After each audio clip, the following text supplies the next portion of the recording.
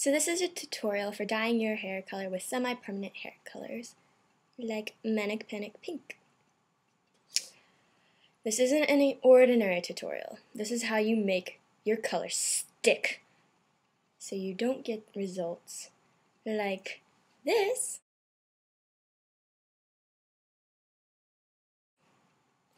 and instead get results like this. Alright. This is mainly for 1, if you have difficult hair that doesn't hold color well. 2, have Asian hair, which is difficult in general for some reason. I think it's the chemical makeup. I don't know. But it's not just the fact that it's dark. Asian hair is difficult. It's a fact. Sorry, but it's true. And 3, if you just haven't dyed your hair like this before and you want to make sure you get the color you want the first try. Unlike me.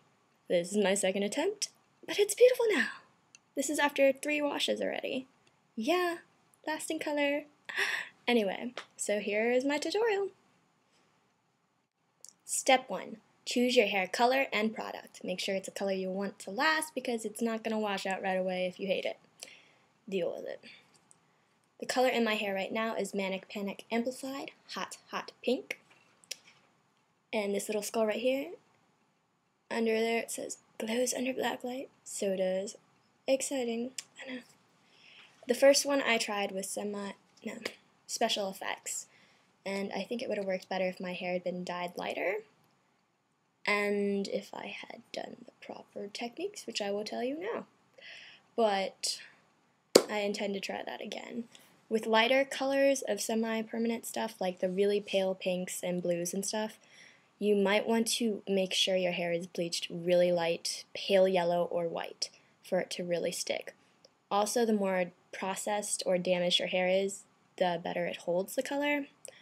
So mine was actually bleached to a orangish hue, but the hot hot pink covered it really well. Well, I made sure it would, with some extra steps. You should do it. You should. Anywho, so once you picked your color, Step 2. If your hair is dark, like this, very dark brown for me, you will want to bleach your hair. You can either buy kits from Manic Panic, Special Effects, or even, I guess, CVS and Walmart if you look for it. Or you can do it professionally, which I did because, yeah, I didn't want my hair to fall out, and with my luck it would have. So, yeah, if your hair is overly damaged or overly processed or whatever, or you just really worry about your luck with things and your ability to mess with your hair, do it professionally. Step 3. You're going to want to put on an old shirt or plastic, trash bag, whatever. Just make sure it comes up to your back of your hairline right there and is secured, because this dye will stain your skin, stain fabric, stain tile, stain pretty much any surface, anything it can touch, even the bathtub and the sinks or whatever. And it's really hard to get off of there, and if you have cracks in the ceramic, you're screwed. So I would suggest just being really, really careful with when the area you're dyeing in. Either cover it with stuff, or, I mean, sinks and stuff you can't do much about. Try to check for cracks and avoid those areas. I'll tell you how to get it off, everything at the end, but for now, just get your shirt, get whatever, put that on. Step 4. Wash your hair with pH balanced shampoo or cheap shampoo to open up the follicles in your hair so the color will get under them and really stick in, you know. If you want to be extra sure, which is what I did, wash with warm or hot, that's what I did, hot water while you're doing your shampooing. The hot water, any heat really helps to open up the follicles even more. Right now, the more porous your hair is, the better. Step 5. Blow dry that sucker. Heat equals damage plus porous hair. Sad truth, but the more damaged or porous your hair is, the better the color sticks. Don't know why, but it does. I think it's because it gets under there better. Whatever. Point being, you can let it dry normally when you instead of blow drying it, But either way, it has to be completely dry before you do any dyeing. No dampness, no wet, nothing. It better be like the Sahara up in there, okay? Step 6, if you haven't done so already, prepare your dyeing area. I got splatters over my desk, my floor, my arms, my neck, everywhere. I did not cover up right. So cover your area if you haven't already, and we'll get started.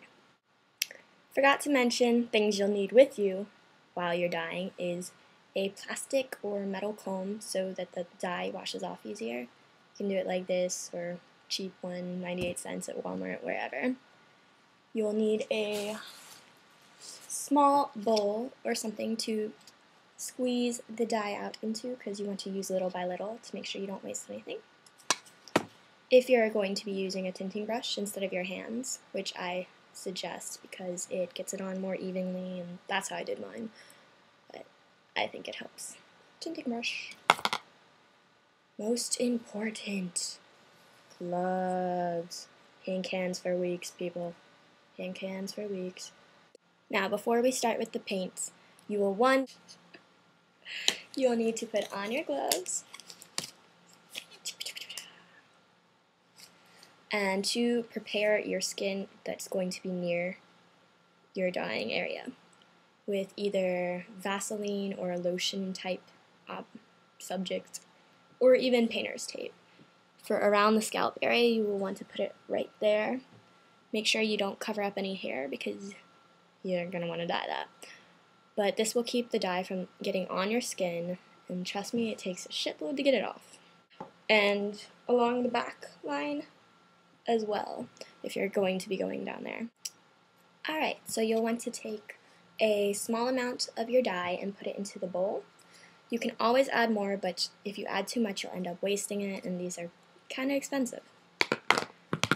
So, now you'll want to put up your hair for the majority of it with either clips or hair ties or whatever you have, and leave out a small section on whichever end of your head you're starting at. To pull out a section, you can just take one of these ends or even on the tinting brush. Okay. So pull out a section like that, and you'll want it relatively thin and easy enough to hold in one hand between your fingers like this, so you can use the other hand to dye it. So now that you have that section, you will use one hand to hold it and the other to dye it. Get a little bit of your dye on the brush and paint the upper side, trying not to get too close to the scalp, and the underside. Again, don't get too close to the scalp. And then you take out the next section and repeat, and so on, taking your time and such till you're finished. You'll want to do this process relatively quickly so that the overall sitting time for your entire head is around the same time. Don't worry if you take a while, it's better than missing areas. If you do your entire head by yourself like I did, and you have a lot of hair, the place you start at, for me it was the back, it might start drying out before you finish, and what I did was just went back with some more and did it like a light brushing everywhere just to keep it moist. For Manic Panic and Special Effects, the only two I've used so far, it is essential that you comb it through. After all the dye is applied, you do it all over through it.